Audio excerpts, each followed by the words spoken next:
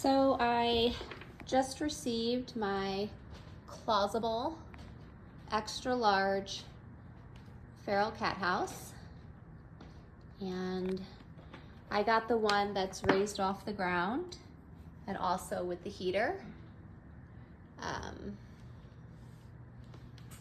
I'll show you the inside.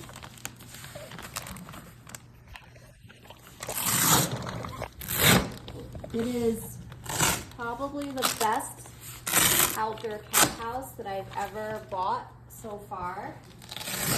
It's insulated. This is the flap so they can go in, but until they get used to it, I would keep it up. So it's fully insulated. And then even under here, and this is the heated bed that it comes with.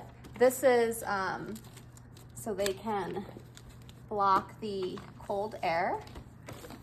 And so everything is Velcro. And we'll see who uses it.